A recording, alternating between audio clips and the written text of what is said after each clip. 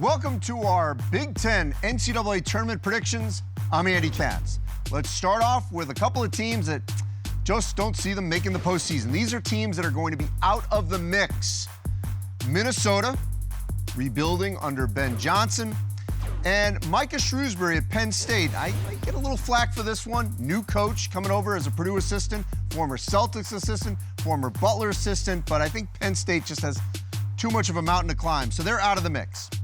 Teams that I see certainly will be on the bubble coming out of the Big Ten. It's a bigger group than normal because usually the Big Ten has a little bit more depth that we think is going to get into the NCAA tournament early in the season. Nebraska, yes, Fred Hoiberg has his group poised to make an NCAA tournament berth, led by Trey McGowens.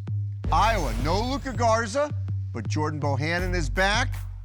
Wisconsin, a very young Badger team. We're used to seeing the Badgers being old and experienced. That's not the case this season with Greg Gard.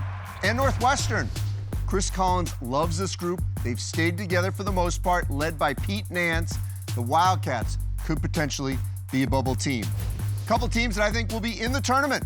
Maybe win a game or two. Maybe get to the Sweet 16. Rutgers with Geo Baker and Ron Harper Jr. back. And Michigan State, led by Gabe Brown. This is a different Spartan team. Not as physical, maybe not as intimidating. They're going to get out and run for Tom Izzo. All right, so that leaves 6 teams in the Big Ten that I think all legitimately could make a deep run to New Orleans. Indiana, Mike Woodson, the new head coach, coming over from the NBA. Trace Jackson-Davis, one of the best bigs in the country. Maryland did an outstanding job going through the transfer portal. Fats Russell coming over from Rhode Island. He'll join Eric Ayala in the backcourt.